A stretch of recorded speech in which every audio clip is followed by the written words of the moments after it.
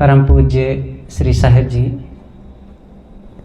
सम्माननीय भक्त सज्जनों, भक्तिमयी ममता मूर्ति माताओं बहनों एवं प्यारे बच्चों, सद्गुरु कहते हैं, जाको सद्गुरु ना मिला व्याकुल दहु दिस धाय, आँखि न सूझे बावरा घर जरे घूर बुताए। दो पंक्तियों का ये वचन है साहिब की साखी, जिसे गुरुवर कबीर ने दोहा कहा है। दोहा और साखी एक ही बात है।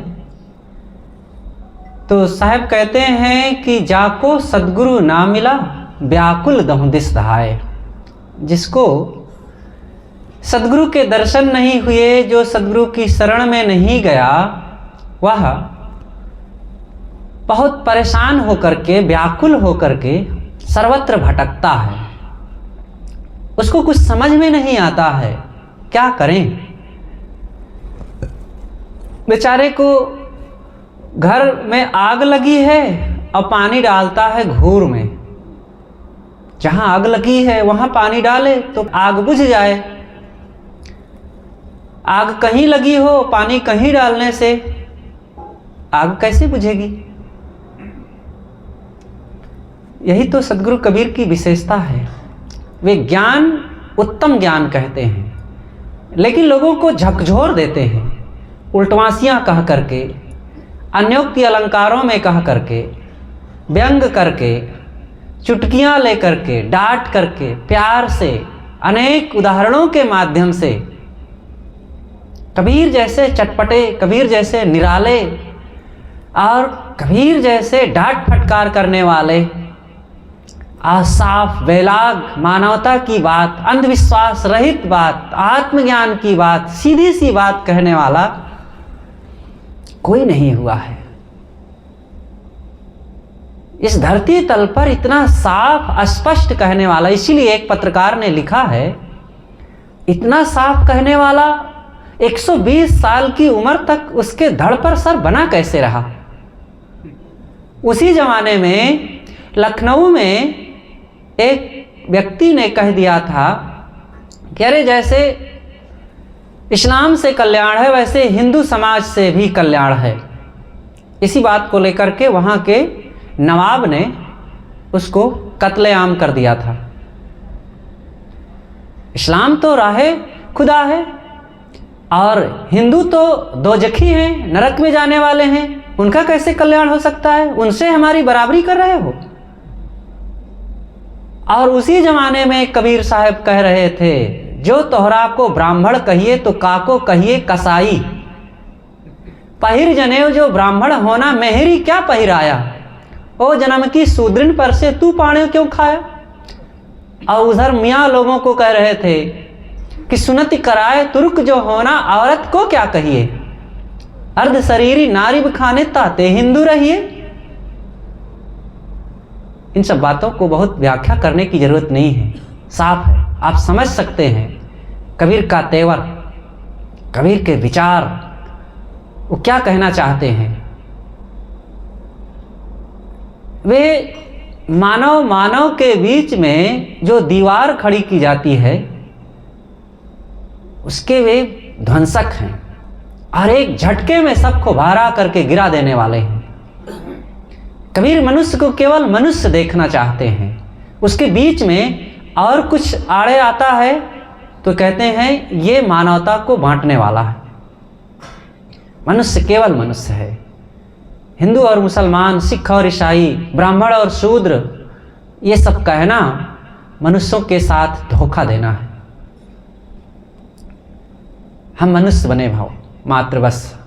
हमारे वैदिक ऋषि मनुष्यता की बात कहते थे, मनुर्भव जन्या दिव्यम जन्म, ये वेद का वचन है। मनुष्य बनो और दिव्य जन समाज पैदा करो। समानी प्रपा सहो अन्न भागा, हमारी पौशाला एक हो और हम एक साथ बैठ करके भोजन करें। कितना समता मूलक वचन है। और आज हम लोग थोड़े थोड़े में, ये पाठक हैं, ये साहू हैं, ये तिवारी हैं, ये चौबे हैं, ये शर्मा हैं, ये हरिजन है, ये शूद्र है, ये ऊंच है, ये नीच है, ये क्या क्या हम लोगों ने गढ़ रखा है।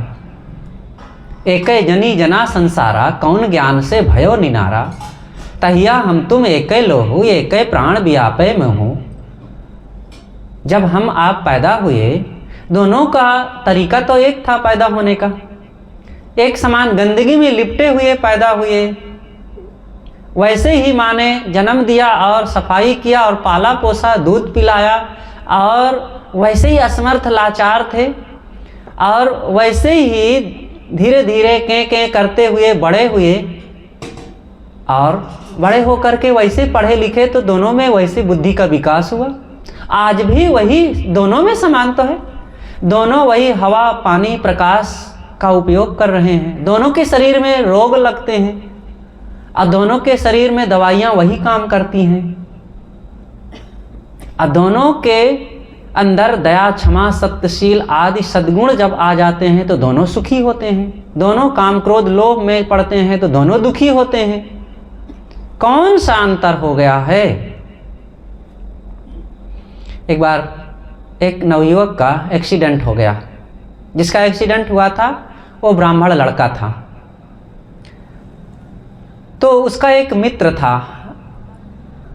जिसका एक्सीडेंट हुआ था, हॉस्पिटल में एडमिट किया गया और डॉक्टर ने इलाज किया, और फिर उनके माता पिता भी पहुँचे तो उन्होंने कहा कि जल्दी से इसको रक्त की ज़रूरत है, रक्त की व्यवस्था किया जाए, नहीं लड़का बचेगा नहीं। माता पिता ने अपना जांच कराया तो खून का ग्रुप ही नहीं मिला, और कई उनके मित्र लोग आए, परिजन लोग आए, वे लोग अपनी जांच कराए तो खून का ग्रुप ही नहीं मिला। उसका जो मित्र था एक, वो छोटी जाति का था जिसे भंगी कहते हैं।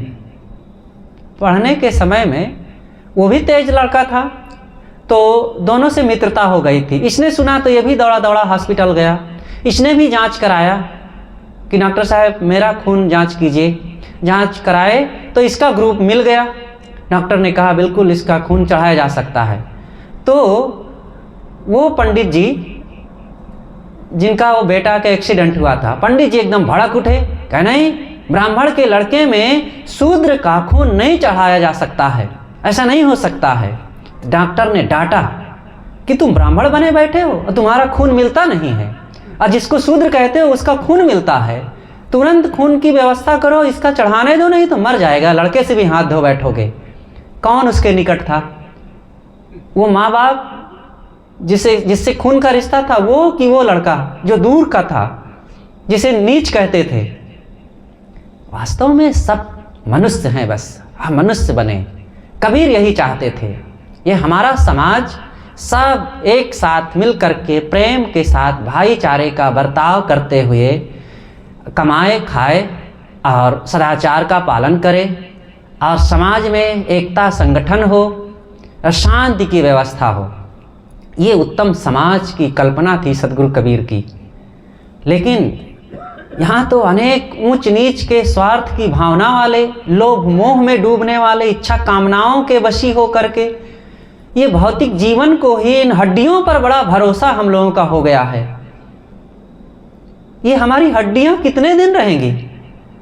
सब 4 दिन में सड़ गल करके न जाने किस मिट्टी की जगह में, किस कोने में धरती में विलीन हो जाएगी, पता ही नहीं चलेगा।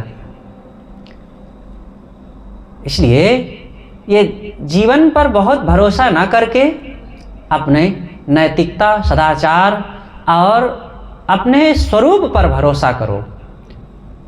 और सदगुरु कहते हैं कि गुरु की शरण में जाओ। बिन गुरु ज्ञान न उपजय, नहीं अज्ञान विनाश। गोस्वामी जी भी कहते हैं बिना गुरु के ज्ञान हो ही नहीं सकता है। अभी देखो भजन कितना सुंदर गाया गया कि गुरु बिन कौन बतावे बाट। गुरु के बिना ये आत्मज्ञान का रास्ता भला कौन बताएगा। एक व्यक्ति थे, उन्होंने आकर के कहा कि महाराज गुरु की क्या जरूरत है, पुस्तकों में ज्ञान है और पुस्तकें मिल रही हैं, और पढ़ करके सब ज्ञान तो हो जाता है, गुरु की क्या ज़रूरत है। गुरुदेव जी ने कहा कि बेटा पुस्तकें तो हैं, तुम उसको खरीद करके पढ़ करके क्यों नहीं कक्षा 1 से MA BA तक पास हो गए। स्कूल में जाने की क्या ज़रूरत थी। अध्यापकों को इतना पैसा दे करके एडमिशन करा करके पैसा खर्च करने की क्या ज़रूरत थी, सब ले करके पढ़ लेते। जैसे विद्यार्थी पुस्तक के बीच में अध्यापक की ज़रूरत होती है। पुस्तक में बातें तो सब हैं, लेकिन पुस्तक हमारी शंकाओं का समाधान नहीं करते हैं। जैसे दवाई और रोगी के बीच में डॉक्टर की ज़रूरत होती है।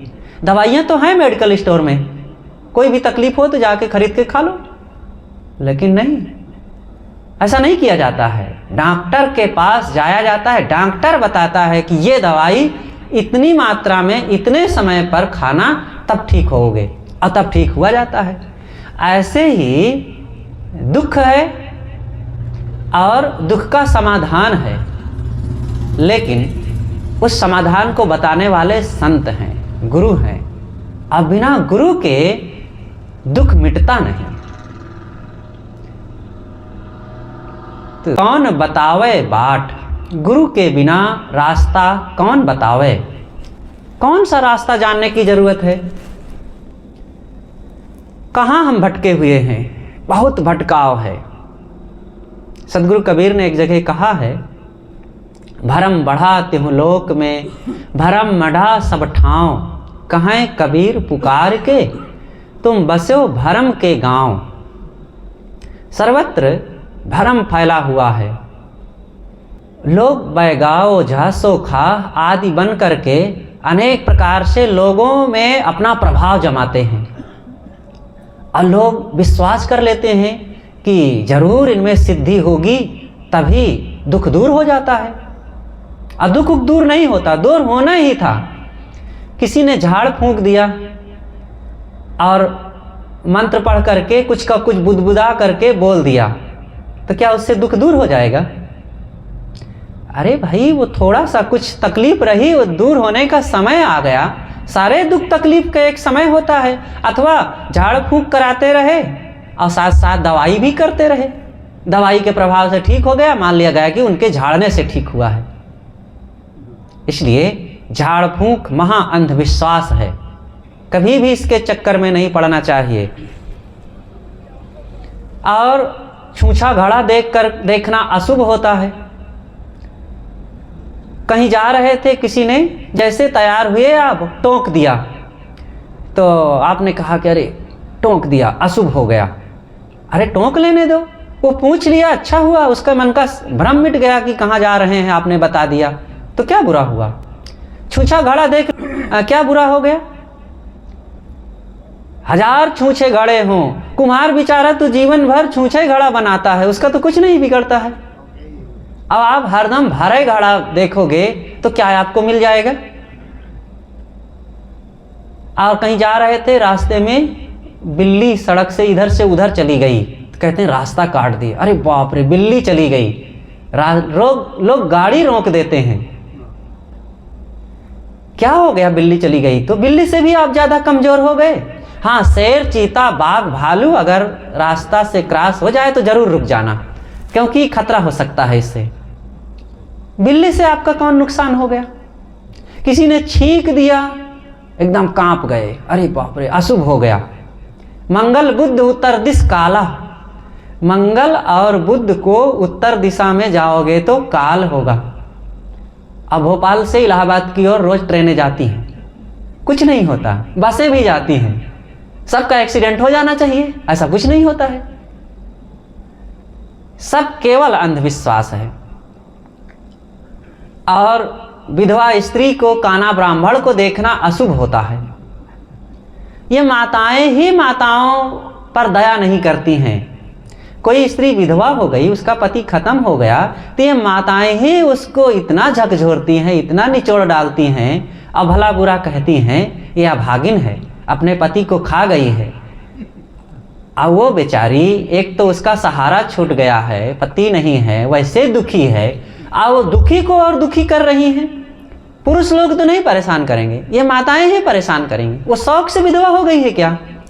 अब इस समय उसको प्रेम की ज़रूरत है, सहानुभूति की ज़रूरत है, सहारा की ज़रूरत है, लेकिन नहीं, और उसके ऊपर मारे को मार रहे हैं। इसलिए ऐसा ना करो। ये समय तो किसी के ऊपर आ सकता है। और फिर विधवा स्त्री अशुभ है तो विधुर पुरुष भी तो अशुभ होना चाहिए।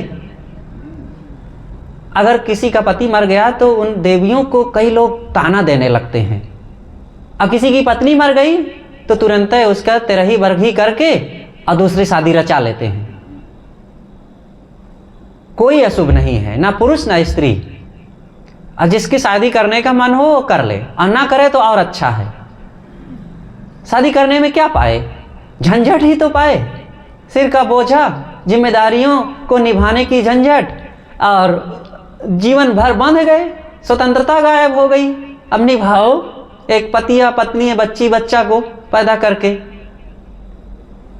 और ना ये झंझट होती तो स्वतंत्र होकर के भजन करते, अध्ययन करते, साधना करते और निर्भर रहते। लेकिन अब ऐसा कोई बिरला ही हो सकता है। तो किसी को ऐसा अशुभ कह करके प्रताड़ित मत करो, सताओ मत। और कहते हैं जिसके बच्चा नहीं होता वो निर्वंशी है, और निर्वंशी का मुख देखना बहुत अशुभ होता है। जिसके बच्चे होते होंगे वो बड़ा शुभ होता होगा। तो मुर्गी का सुबह रोज दर्शन करना चाहिए, वो रोज एक अंडा देती है। और सुकरी के दर्शन करना चाहिए, वो 12-12 बच्चे एक ही बार में पैदा करती है। सुबह उठ करके उसके दर्शन करो तो बड़ा शुभ होगा। सर्पिणी हजारों अंडा देती है, उसके दर्शन करो बड़ा शुभ होगा। लेकिन वो दर्शन दे दे तो आप भाग खड़े होंगे। और दीमक रानी हजारों अंडे देती है। अब ये साधु महात्माओं के तो कभी पास में नहीं फटकना चाहिए, क्योंकि इनके एको बच्चे नहीं है, महाअशुभ हैं। लेकिन आप लोग उनके दर्शन करने के लिए आ जाते हैं।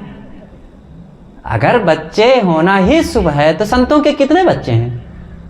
ये शादी ही नहीं की। इसलिए बच्चे हो गए हैं तो उनको निभाओ। लेकिन किसी के बच्चे नहीं हो रहे हैं तो ये मत सोचो कि आप अभागे हैं। अभागे काहे को है? सौभाग्यशाली हैं। हमारे गुरुदेव जी कहा करते थे, पहली गलती शादी और दूसरी गलती बच्चे। शादी ना करते तो और अच्छा रहता, लेकिन चलो कर लिए तो दूसरी गलती में ना पड़ो। लेकिन अब वो उसमें भी पड़ गए तो कोई बात नहीं, निभाओ। अब किसी के नहीं हुआ, प्रकृति ने ही रोक दिया तो खुश रहो। ये बच्चे मिलकर के कौन सौभाग्य हो जाएगा? कुल मिलाकर के ज्ञान, विचार, सदाचार, सदकर्म से आप सुखी होंगे। अपने जीवन में पवित्रता लाओ, शांति लाओ, संयम लाओ, सदाचार लाओ, त्याग और ब्रह्मचर्य का जीवन भी जीना चाहिए। हमारी भारतीय परंपरा में विवाह को भी धर्म कहा गया है। पाश्चात्य सभ्यता में ऐसा नहीं कहा गया है। अमेरिका, इंग्लैंड, फ्रांस, जापान आदि देशों में विवाह को धर्म नहीं कहा गया है, क्योंकि वहाँ बहुविवाह प्रथा ही है। एक से शादी हुई और 2 साल बीते कि उससे छुट्टी हो गई, फिर वो लड़की किसी और से शादी कर ली और लड़का किसी और से, और फिर वहाँ भी 2-4 साल रहे, फिर वो भी छोड़ करके फिर और किसी से शादी कर लिए। ऐसे जिंदगी में 2, 4, 4, 6, 10 से लड़कियां, स्त्रियां जुड़ी रहती हैं, छोड़ती पकड़ती रहती हैं, और पुरुष भी छोड़ते पकड़ते रहते हैं। तो धर्म कहाँ हुआ? स्वेच्छाचारिता हुई। लेकिन हमारी परंपरा में, भारतीय परंपरा में विवाह विशिष्टम वहनम कहा गया है। हमारे वैदिक ऋषि कहते हैं विवाह विशिष्टम वहनम। विवाह है कि लड़का को लड़की, लड़की को लड़का विशेष ढंग से वहन करे। विशेष का मतलब मर्यादा, सम्मान, प्रेम और सुख दुख में मिल करके दोनों एक दूसरे को निभावें और एक दूसरे से जुड़ करके। अब स्त्री के लिए उस पुरुष के अलावा संसार में जितने पुरुष हैं सब पिता पुत्र भाई हैं, और पुरुष के लिए उस नारी से के अलावा जितनी भी नारियां संसार में हैं सब माँ बहन बेटी हैं। अब देखो कितना बढ़िया, एक विवाह करके एक पति पत्नी से जुड़ करके और सबको माँ बहन बेटी पिता पुत्र भाई समझ करके जीवन जी रहे हैं एक मर्यादा में रह करके। तो ये तो धर्म हो गया ना, कि संयम पूर्वक एक पति पत्नी में जुड़ करके रहें और धीरे से समय के साथ फिर उसमें भी त्याग पूर्वक रहें, ये धर्म हुआ। लेकिन हमारे देश में भी इसकी गिरावट आ रही है और ये बहुत अशुभ लक्षण है। जितना बन सके सबको बन सके, इसमें जिसकी हिम्मत हो पहले से शादी के चक्कर में ना पड़े, त्याग और ब्रह्मचर्य का सहारा लें, और नहीं अगर ऐसा कर सकते तो विवाह कर लें। विवाह करके मर्यादा में एक से जुड़ करके रहें और उसमें भी संयम का पालन होना चाहिए। एक संतान, आज तो एक ही कहना ठीक है, कुछ दिन पहले कुछ साल पहले दो कहा जाता था, हम दो हमारे दो, और अब तो हम दो हमारे एक कहना ही उचित है। एक संतान हो जाए बस, उसके बाद फिर त्याग का सहारा लो। लेकिन नहीं, त्याग का नहीं सहारा लेंगे। कहते हैं ऐसी खेती करो कि फसल ना होने पावे, भोगों में डूबते रहो बच्चा ना हो, वही ठीक है। तो क्या जरूरत है डूबने की? अपने को पतित करना, डूबना, मलिन करना, उत्तेजित करना, शक्ति क्षीण करना, शरीर को कमजोर करना, संबंधों में कड़वाहट लाना, आध्यात्मिक रूप से गिर जाना, ये सारा नुकसान ही नुकसान तो है। जैसे किसी वृक्ष में जगह जगह काट करके उसके दूध को निकाल दो, बरगद है, पीपल है, कटहल है, महुआ है, बहुत ऐसे वृक्ष होते हैं, काट करके जगह जगह छिद्र करके उसके दूध को बह जाने दो, वो वृक्ष अपने आप जल्दी सूख जाएगा ना। ऐसे ही मनुष्य के जीवन में एक शक्ति होती है और उसको नष्ट कर करके आदमी थोड़े दिनों में 30-40 साल में ही बूढ़ा जैसे खोखला बन करके बदरूप, रोगी, असमर्थ, दीन और संयम त्याग की साधना से वंचित होकर के सब बिलबिलाने लगते हैं। इसलिए शरीर और मन की मजबूती के लिए त्याग का सहारा रखना चाहिए। एक बार सद्गुरु अभिलाष देव जी, मुझे सद्गुरु अभिलाष देव जी की तमाम बहुत घटनाएं याद रहती हैं। मेरी लिखी हुई उनकी एक जीवनी रूप में, जीवनी तो पूरा नहीं कहेंगे लेकिन उनके जीवन की बहुत घटनाएं, सद्गुरु अभिलाष साहब जीवन दर्पण नाम की पुस्तक है। कभी आपको संयोग पड़े तो कबीर संस्थान इलाहाबाद से जरूर उसको पढ़िएगा। एक चलता फिरता हुआ जीवंत महापुरुष का जीवन कैसे धरती से आसमान तक वे उठे, सामान्यता से जीवन मुक्ति तक कैसे वे उठे,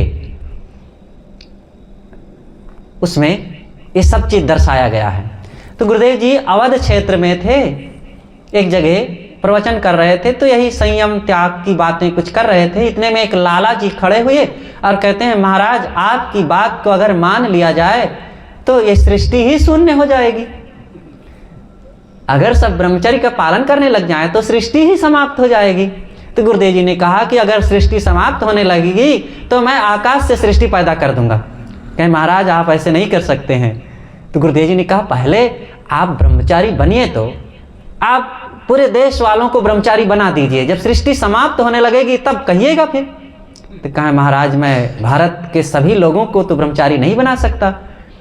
तो गुरुदेव जी ने कहा कि तो अपने प्रदेश वालों को ब्रह्मचारी बना दीजिए। कहे महाराज ये भी नहीं कर सकता। गुरुदेव जी ने कहा फिर अपने जिला वालों को सबको ब्रह्मचारी बना दीजिए। कहे महाराज ये भी संभव नहीं है। तो गुरुदेव जी ने कहा कि अच्छा अपने गांव वालों को ब्रह्मचारी बना दीजिए। कहे महाराज ये भी बड़ा मुश्किल है। तो फिर उन्होंने कहा, गुरुदेव जी ने कहा कि अपने घर वालों को, आप सब घर के लोग पूरा ब्रह्मचारी बन जाओ। कहे महाराज ये भी बड़ा कठिन है। तो अंतिम में गुरुदेव जी ने कहा कि अच्छा आप ब्रह्मचारी बन जाइए। तो वो भी मुंह बना के हंसने लगे, मतलब वो भी नहीं रह सकते हैं। अब चिंता है पूरी दुनिया के लिए कि सृष्टि रुक जाएगी। भाई अपना अपना सुधार करो, हम बदलेंगे जग बदलेगा। अपना बदलने के लिए हिम्मत नहीं और दुनिया भर का चिंता हो गई है कि सृष्टि रुक जाएगी। और रुक जाए सृष्टि तो क्या हर्ज है, आप सुखी हो जाओ।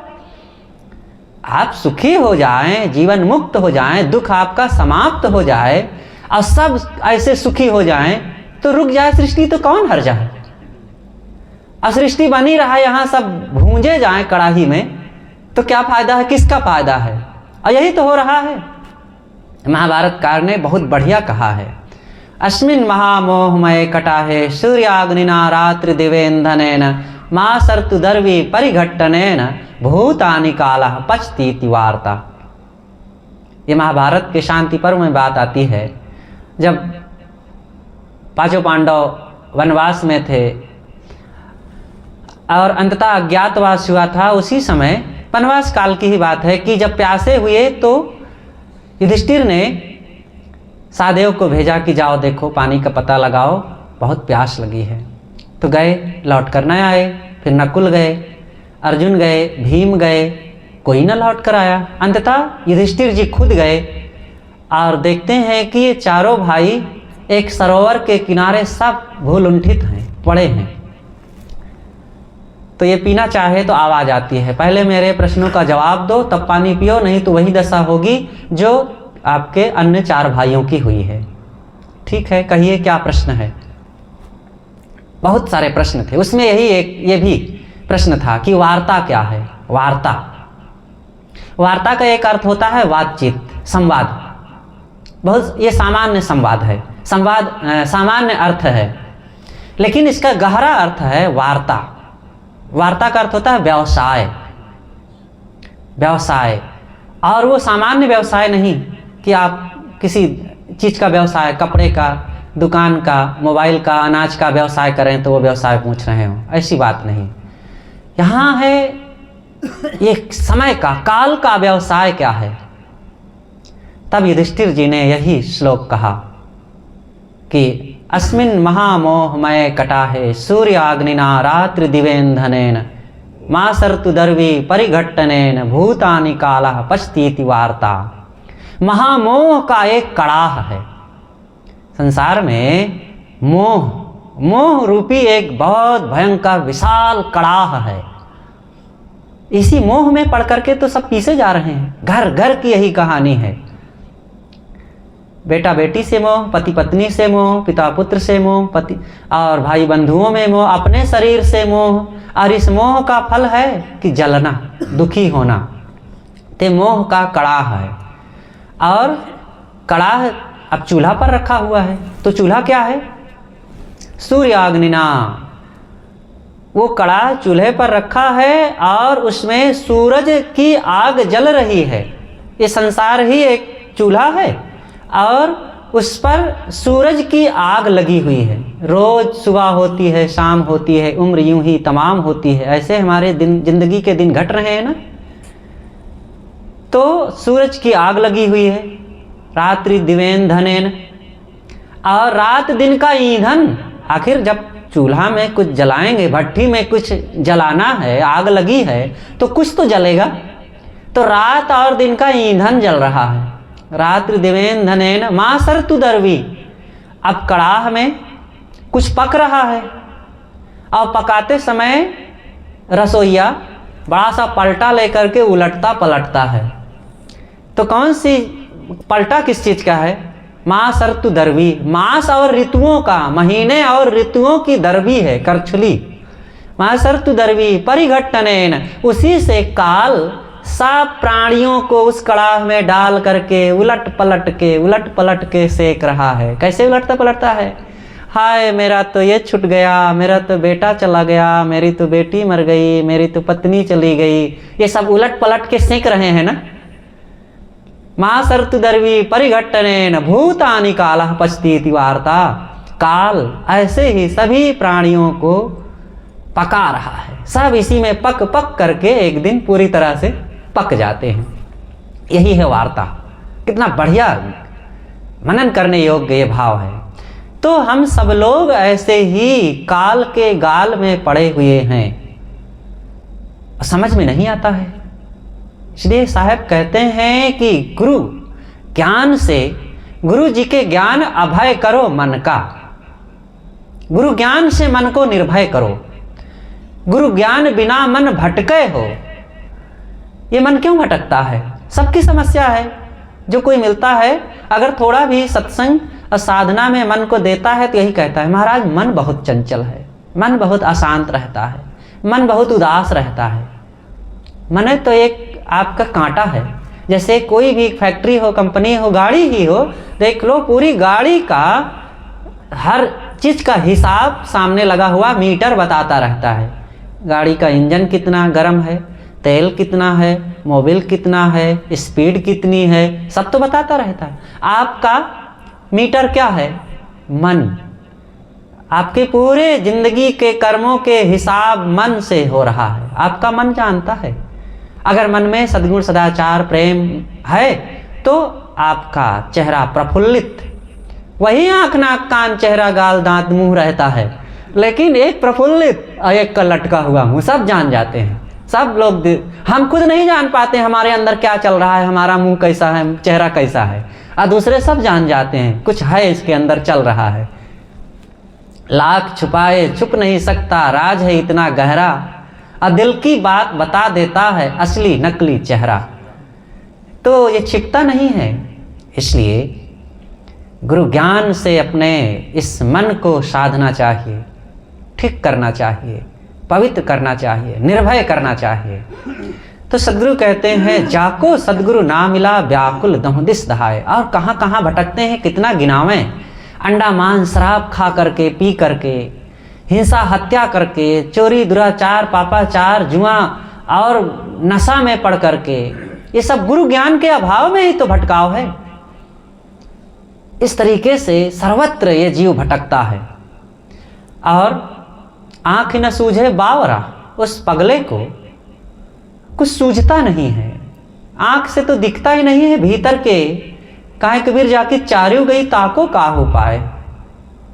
बाहर की आंखों से देख करके सीख लेना चाहिए था कि यहाँ लोग रोज रोज चले जा रहे हैं। रोज अहन्यहनि भूतानि गच्छन्ति हिमालयम सहसास्थावर मिच्छन्ति किम आश्चर्य मतः परम। वही महाभारत में युधिष्ठिर से यक्ष ने यह भी एक पूछा था कि आश्चर्य क्या है। तो युधिष्ठिर जी ने कहा कि रोज रोज यहाँ से लोग उठ उठ करके यमलोक को जा रहे हैं, लेकिन जो बचे हुए हैं वे अभी यही माने कि वो चले गए तो चले गए, हम थोड़े चले जाएंगे। ये सबसे बड़ा आश्चर्य है। सब मरी जाए पे हम नहीं मरी बे, ये हंकार भरोई रे। सब मर गए तो मर गए, हम थोड़े मर जाएंगे। अरे 70 साल का बुढ़ा भी कहता है, अरे अभी तो मेरी 17 साल की उम्र हुई है, लोग तो 100 साल भी जीते हैं। 100 साल वाला कहता है कि अरे लोग तो 120 साल भी जीते हैं। मरने के लिए कोई सोचता नहीं है, तो क्या ना सोचा जाए तो क्या मौत नहीं आएगी? शुतुरमुर्ग की तरह हम छिपाते रहते हैं अपने सिर को। अफ्रीका में शुतुरमुर्ग एक पक्षी होता है, तो वहाँ जब जंगल से शेर आ गया तो शुतुरमुर्ग को खदेड़ता है। बहुत बड़ा ऊंचा पक्षी होता है, वो खदेड़ता है तो भागता है बहुत तेज पहले तो, और जब नहीं भाग पाता है तो वहाँ के मरुस्थल में अपने सिर को घुसा देता है बालू की रेत में। तो वो सोचता है कि मैं नहीं देखता तो वो भी मुझे नहीं देखता होगा, और पीछे से शेर आता है, वो पंजा मारता है, चीर फाड़ के खा जाता है। ऐसे हम मौत को भूलना चाहते हैं कि हम भूल जाएंगे तो शायद वो भी भूल जाएगी, तो वो भूल जाएगी। एक ने कहा कि अरे मैं तो मौत की याद ही नहीं करता, मौत थोड़े मुझे आएगी, और आएगी, अगर मौत आएगी तो मैं उठ के बैठ जाऊंगा। तो लोगों ने कहा कि अरे वो बैठे बैठे भी मौत आ जाती। कहा अगर बैठे बैठे आई तो मैं उठ के खड़ा हो जाऊंगा। कहा खड़े खड़े भी आ जाती। कहा अगर खड़े खड़े तो मैं उठ के भाग जाऊंगा। भाग जाएंगे, कहाँ भाग के जाएंगे? अगिया लागिल चारी ओर, भाग के जइहो कौनी ओर। सब तरफ काल की आग लगी हुई है, कहीं रास्ता नहीं मिलेगा।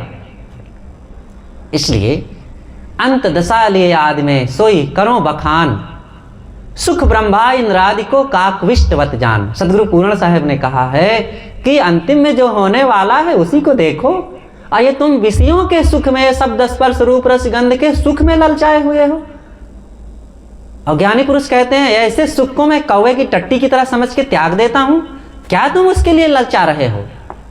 जो सुखों का आकर्षण बनाएगा मन में, उसके लिए ललचाता रहेगा, वो कभी शांति नहीं पा सकता है। क्योंकि सुख में ललचाते ललचाते तो जीवन बीत जाएगा और कभी सुख उसको भरपूर मिलेगा नहीं, तो यूं ही तो जीवन निकल जाएगा ना। इसलिए यदि जाना है दुख से पार तो सुख की चाह तजो। पथिक जी महाराज एक बहुत अच्छे निराले संत हुए हैं, उन्होंने कहा है। इसलिए हम गुरु की इन बातों को समझें कि जाको सदगुरु ना मिला व्याकुल दम दिस धाय, आँख न सूझे बावरा घर जरे घूर बुताए। आग लगी है घर में और घूर को बुता रहे हैं। आग लगी है हमारे दिल दिमाग में, काम क्रोध लोभ मोह अहंकार आसक्ति की आग लगी है, उसी के कारण हम जल रहे हैं। लेकिन घूर में पानी डाल रहे हैं, मंदिर में, अमुक देवी देवता में, अमुक चौरी चौरा में, अमुक पिंडी में, अमुक पत्थर में, अमुक गोबर के गणेश बना करके। गणेश भगवान आ जाए अगर तो आपके ऊपर मुकदमा ठान देंगे कि मेरी शकल किसी पशु की टट्टी की तुम बना रहे हो, इतना मेरा अपमान। गणेश जी आज देवियां पूजती होंगी। जब देहातों में पंडित जी आता है, पंडित जी आते हैं और कहते हैं कि देखो आषाढ़ी आने वाली है, गुरु पूर्णिमा कहते हैं उसी को, और उसमें पूजा कर लेना गुरु की। कहें महाराज कैसे पूजा कर लेंगे? कहें गुरु बना के पूज लेना। तो गुरु बना के कैसे? तो कहाँ अरे गोबर का ऐसे ऐसे बना लेना और दीवार में चिपका देना, सिंदूर लगा देना, थोड़ा सा अनाज चढ़ा देना, अगरबत्ती जला देना और पूजा कर लेना। अब पूजा कर लिए, हो गया, हो गई गुरु की पूजा। तो जिसका गुरु गोबर का, उसकी बुद्धि में क्या होगा भला? इसलिए ये गोबर को पूजना छोड़ो, और ऐसे गोबरहे भगवान से कल्याण नहीं होगा। जीवित बोधदाता और साधना संपन्न मुमुक्षु साधक और संत गुरु की शरण में जाकर के ही कल्याण होगा। तो मैं सदगुरु कबीर साहब की साखी पर थोड़ी सी चर्चा किया कि जाको सदगुरु ना मिला व्याकुल दम दिस धाय, आँख न सूझे बावरा घर जरे घूर बुताए। जिसको सदगुरु नहीं मिले उसको कुछ समझ में नहीं आता। कर्तव्य अकर्तव्य, अखाद्य कुखाद्य, खाद्य और संगत कुसंगत का कुछ बोध नहीं रहता, जड़ चेतन का, कर्म कुकर्म का। इसलिए विवेकवानों के पास जाकर के, बड़े बड़े डॉक्टर मास्टर इंजीनियर वकील होकर के भी कहाँ कहाँ जाकर के सिर पटकते रहते हैं, क्या क्या करते रहते हैं। कहीं हनुमान चालीसा पढ़ करके दुख दूर करना चाहते हैं, तो कहीं वहाँ अगरबत्ती जला के, कहीं वहाँ पानी चढ़ा करके, और काशी मथुरा प्रयाग में जा कर के घूम आओ जितना घूमना हो। लेकिन अपने पास में बिना माता पिता की सेवा किए, बिना गुरु संतों की संगत में गए, और बिना स्वयं मन इंद्रियों को साधे, और बिना स्वरूप का बोध प्राप्त किए, और बिना मनुष्य के साथ मनुष्यता का बर्ताव किए, आपका दुख मिट ही नहीं सकता है। चाहे जितना मिट्टी पत्थर पानी पहाड़ और देवी देवता पूज डालो। इसलिए वास्तविक देवता को पहचाने, और वास्तविक देवता आपके पास है, आपका स्वरूप है। आपके समान जो अगल बगल लोग हैं ये नर नारी हैं। इसलिए इनके प्रति प्रेम सद्भाव सेवा का बर्ताव करें, जिससे कि वे भी खुश हों और हमारे भी अंतरात्मा में, दिल दिमाग में प्रेम प्रसन्नता शांति उद्घाटित हो सके। बस बोलिए सद्गुरु देव की जय। बोलिए सद्गुरु